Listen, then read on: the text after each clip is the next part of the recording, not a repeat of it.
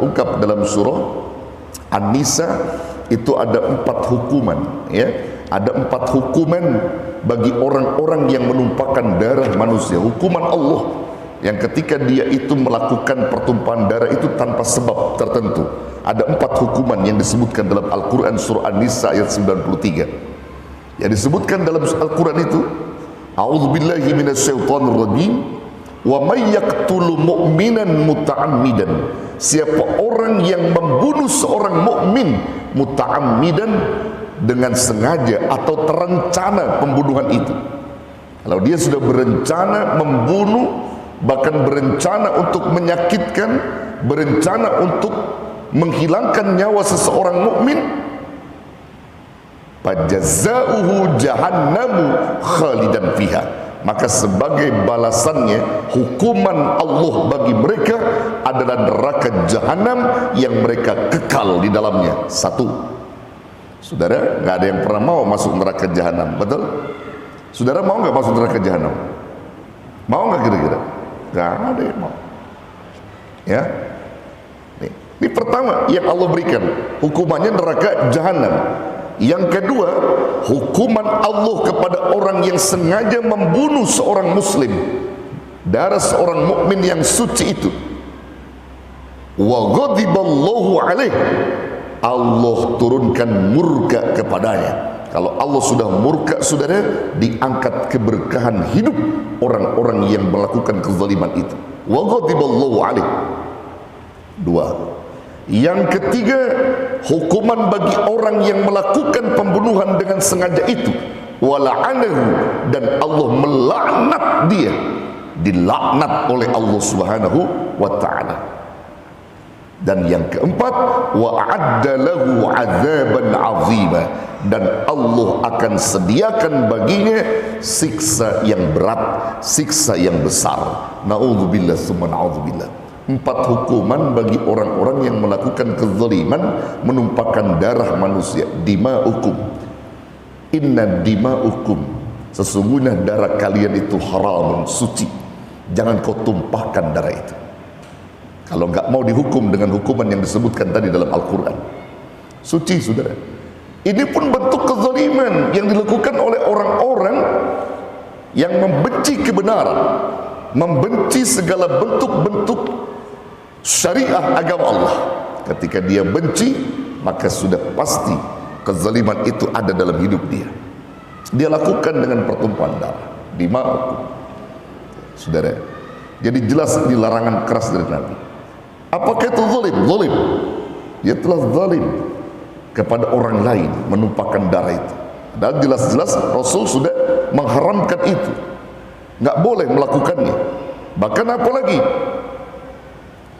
Kezaliman terhadap apa lagi? Wa amwalakum, dan juga kezaliman kepada harta-harta kalian. Harta kalian itu suci. Artinya haram ketika ada orang yang mengambil hak-hak hartamu. Jadi kalau ada orang merampok, mencuri hartamu, itu haram. Hartamu itu suci, milik kamu yang kamu cari dengan jeripayamu. Maka ketika dirampas oleh orang lain, maka itu bertanda bahwa orang itu telah berbuat zalim terhadap diri kalian melalui harta-harta yang halal bagimu. Artinya larangan untuk mencuri, larangan untuk merampok, larangan untuk memotong hak-hak orang lain. Ingat, saudara, jangan sekali-kali kita berani memotong hak orang lain. Ini termasuk korupsi, saudara. Nggak boleh, saudara. Ini korupsi itu termasuk di dalamnya. Wa amwalakum, suci harta-harta kalian, nggak boleh dipotong-potong itu. Nggak boleh dipotong-potong. Wa amwalakum. Lalu apa lagi? Wa a'radakum, dan juga kehormatan diri kalian pun disucikan oleh Allah. Kehormatan diri di sini artinya larangan keras dari Nabi, jangan sekali-kali kau memfitnah, menggunjing, menggibah, lebih-lebih menebarkan fitnah sana sini yang kita enggak pernah tahu tentang orang itu. Artinya orang itu baik, lalu kau tebarkan fitnah, itu a'radakum, menyangkut zalim kepada harkat martabat manusia. Enggak boleh, saudara. Itu hukumnya haram dan dilarang oleh Allah. Enggak boleh. Nah, jadi jelas, saudara, Ini larangan keras dari Nabi. Jadi kehormatan kita itu dijaga oleh Allah. Makanya ghibah, fitnah itu pun dosanya berat, saudara. Sampai Nabi menyebutkan untuk urusan ghibah, al-ghibatu asyaddu minaz zina. Dosa ghibah itu lebih berat daripada zina, saudara. Itu menyangkut a'radakum, kehormatan diri kalian. Ketika digibahi oleh orang, berarti jatuh diri kalian di mata orang lain karena gibahnya orang itu. Maka orang yang menggibah itu berat dosanya, bahkan lebih berat daripada zina. Na'udzubillah.